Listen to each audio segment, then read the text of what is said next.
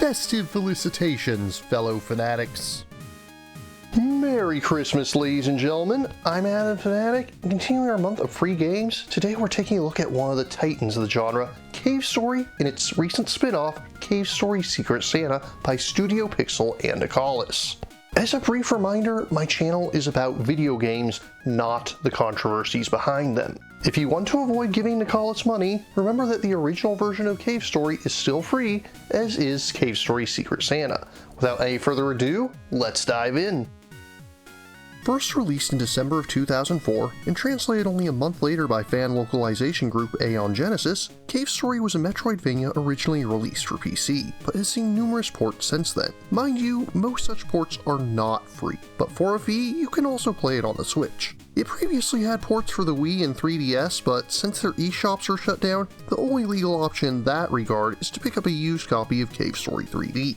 Taking heavy inspiration from Metroid, you'll take on the role of a robot in a vast underground network of caves. With no idea who or where you are, you'll have to contend with the cavern's vicious wildlife if you're to survive. Right out of the gate, you'll find your first weapon, the Polar Star. This will quickly help you get used to the basic mechanics of weapons in the game. You can fire in each of the 4 cardinal directions, although you can only shoot downwards while in the air. When you defeat enemies, they might drop health, missiles, or experience. Experience isn't tied to your character, but rather to your weapons, and each weapon has 3 levels. Every weapon goes up in power as it levels, but some have other effects as well. For example, the bubble line gains automatic fire when it hits level 2, and starts producing a swarm of bubbles at level 3, and the different weapons you collect are pretty varied. The blade has a short range, but fires rapidly and deals high damage. The firebolt bounces around on the floor, not unlike the fireballs of a certain plumber, which makes it great for enemies that crawl along the ground. Meanwhile, the machine gun can act as a makeshift jetpack when it's fully leveled, allowing you to fire downwards to get some hang time, although there are a couple reasons you might not want to take the machine gun.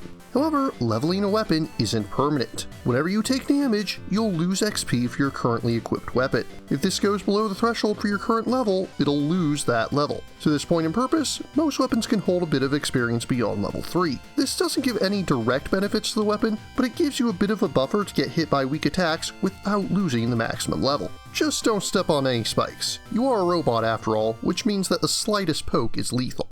As the game goes on, you'll be able to find other items, such as the map system, life and missile upgrades, and what's probably the most enjoyable upgrade of all, the jetpack. Of course, what Metroidvania is complete without mobility upgrades? But unlike your typical Metroidvania, Cave Story also has a wide cast of colorful characters. You'll start by meeting a number of rabbit-like creatures known as Mimiga, including the likes of King, Toroku, Sue, and Santa. I wonder if he has anything to do with today's other game. You'll also repeatedly run into the antagonists Misery and Balrog, and constantly hear about the infamous man they serve known only as the Doctor, who has come to the caves in search of the Mimiga and the infamous red flowers they seem to fear. But perhaps the most prominent character you'll meet is fellow robot Curly Brace, who will even help you out in combat at certain points in the game. Presentation-wise, the game has a nice retro aesthetic. The original graphics look like something between NES and SNES in quality, while the Cave Story Plus version, which I've been using for most of this video, looks comparable to the Sega CD in graphical quality. The music definitely has an 8-bit aesthetic to it. Cave Story Plus has 2 remixed soundtracks, both based off the original. Most players don't seem to like the new soundtrack, though I do find the remastered version to be much more faithful to the original, while still using a wider range of instrumentation than the original soundtrack. Story-wise, as aforementioned, the tale begins as your character awakes in the middle of a cavern. After arming himself with the Polar Star, he soon finds himself in the Mimiga village, led by King, although their numbers have been dwindling as the infamous Doctor has abducted more and more of them, with only half a dozen remaining in the village,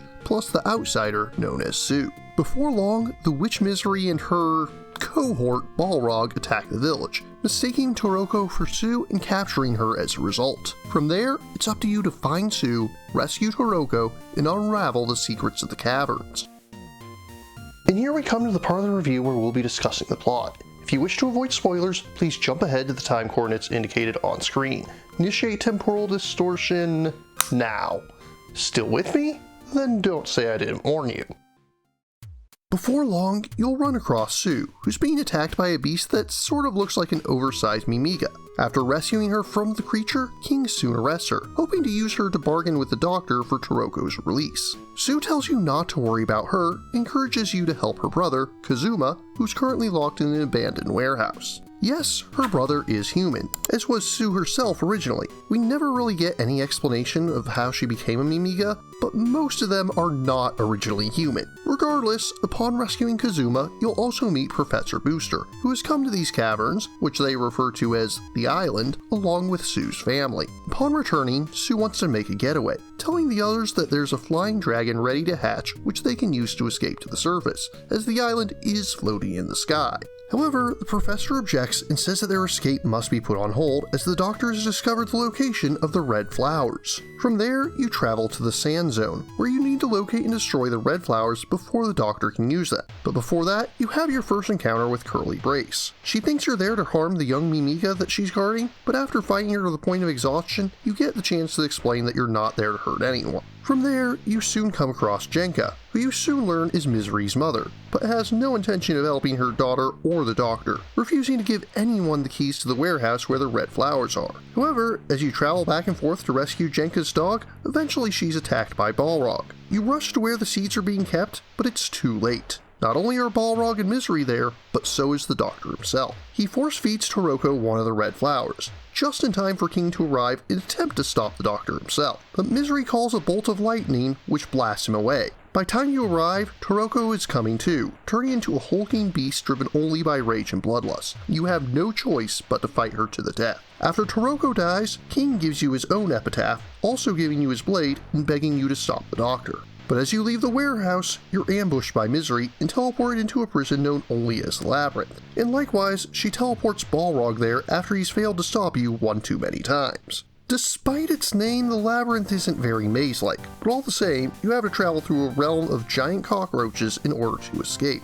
Along the way, you'll find Curly in an infirmary, and once she's healed up, she'll help you make your way into the deepest parts of the labyrinth. You'll also see Booster fall into a pit, but this is the first part of the game where your actions can lock you out of the true ending, so make sure to jump over the pit. If you fall down, you'll get the prototype jetpack, which can move you upwards for a short period of time, but will lock you out of receiving the finished version later. You'll then have to fight Balrog once more, but after defeating him, he agrees to help you and Curly escape from the labyrinth, with the three of them working together to move the boulder that blocks the way to the island core. Once there, you'll want to make sure to grab the tow cable at the bottom of the room before checking the robot in the middle. It was apparently part of a team sent there to destroy the island, but obviously they didn't succeed. However, its voice awakens the island's core, which now attempts to destroy both you and Curly. Once the core is critically damaged, Misery and the doctor intervene. This time, they're not so focused on you as they are on the core, with Misery teleporting it away so they can repair it, and the chamber soon flooding. With your systems waterlogged, you quickly shut down. Not long thereafter, you come to, with Curly having given you her air tank, which now allows you to remain underwater indefinitely with no consequences. However, this means that Curly herself is now waterlogged. If you grab the tow cable, then you can take her with you, and upon reaching a safe abode, you'll conveniently find a book on how to safely pump the water out of her.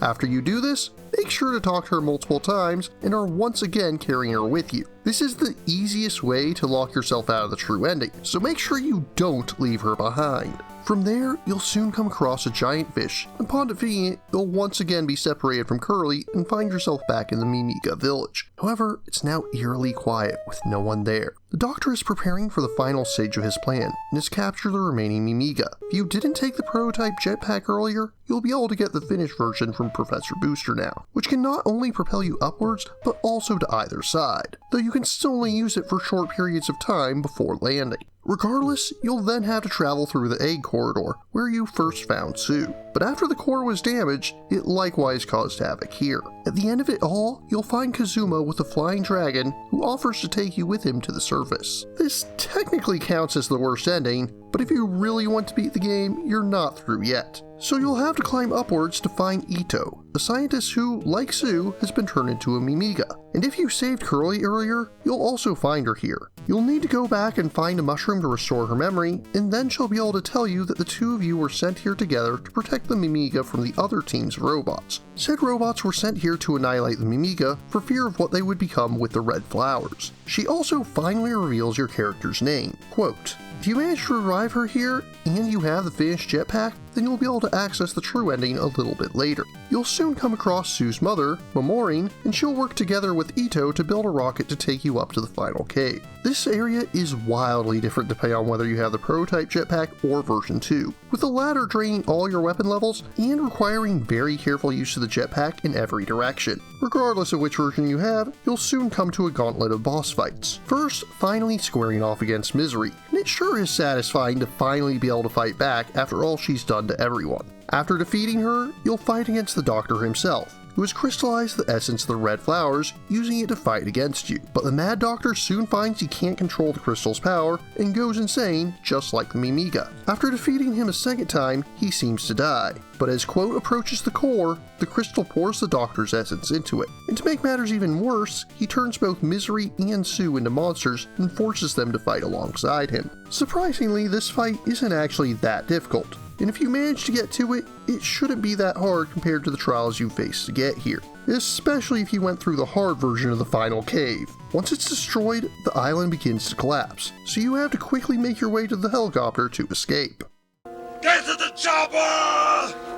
That is, of course, unless you've unlocked the true ending, in which case you can enter the prefab shelter to challenge the true final area of the game, the Bloodstained Sanctuary. This involves a short but very difficult sequence with tight platforming, swarms of enemies, and a massive 3-stage boss fight against the one that created the Demon Crown, which allowed the Doctor control over both Misery and the island, Balos. The good news is that you will have Curly to help you here, and you're likely to need all the help you can get. Still, if you manage to persevere until the end, you'll defeat Balos and at long last end the island and its curse, only to find that the walls themselves are about to crush you. Luckily, Balrog shows up at the last second and carries him off to safety, allowing Quote, Curly, and Balrog to finally find some peace. During the credits, we see that Momorine is attempting to turn her daughter and Ito both back into humans. While there has been some progress, it seems that further testing is needed.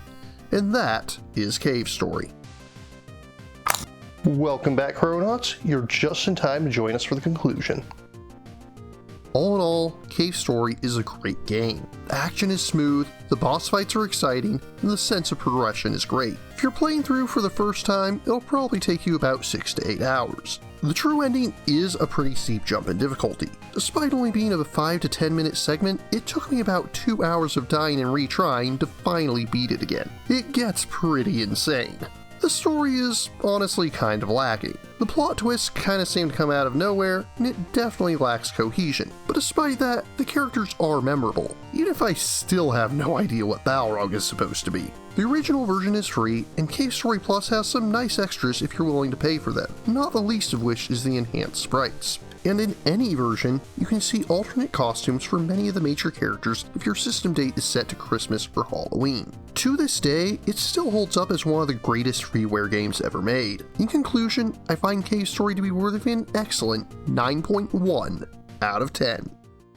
But of course, we're not through yet. Christmas is almost upon us, and it's time to look at Nicalis' spin-off, Cave Story Secret Santa. Released in December of 2021, Cave Story Secret Santa doesn't really feel like it fits in as a canon addition to the original story, but it opens with Jenka reading a story to the younger Mimiga about the time the Gaudi, the aforementioned giant cockroaches, stole everyone's presents. Balrog managed to get them back, and then it was up to Santa, dressed as, well, Santa, to return them to the Mimiga. And from there, you'll be sneaking into house after house, returning presents. Sometimes you'll have light switches, but you have to be careful. Flip the light on in a bedroom where someone's sleeping, and you're likely to wake them up. Also, some houses have deadly spikes or red flowers which will cause you to die if you touch them, because of course they do. And to make matters even worse, you'll sometimes have Gaudi patrolling the houses, though you can stun them by sneaking up behind them and hitting them with your sack of gifts. You'll also need to crawl through vents and put out fireplaces from time to time in order to complete your mission. Some levels will have boxes that you can jump into and sneak around in Metal Gear Solid style, and each level has an optional plate of milk and cookies that you can find. It's a pretty short game in all. I beat it in under an hour. It's not particularly noteworthy, but it is cute, and I feel we don't see many holiday-themed video games these days, so it's worth a quick look. Just don't be expecting it to be Cave Story 2. In conclusion, I find Cave Story Secret Santa to be worthy of a mediocre 6.7 out of 10.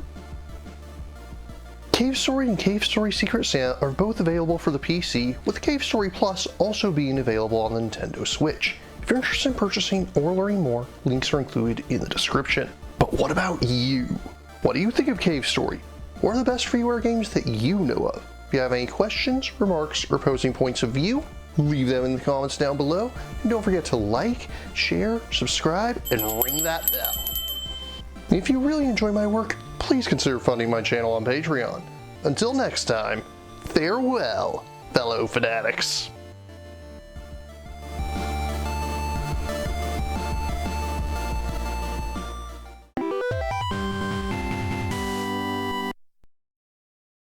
Thank you again for watching. I have plenty more to share with you if you're interested. You can click up here above my head to subscribe to my channel. You can click over here on my monitor to see the most recent video that I've worked on. Or if you prefer, you can click up here to open this mysterious vault and see what video that the YouTube algorithm has picked just for you.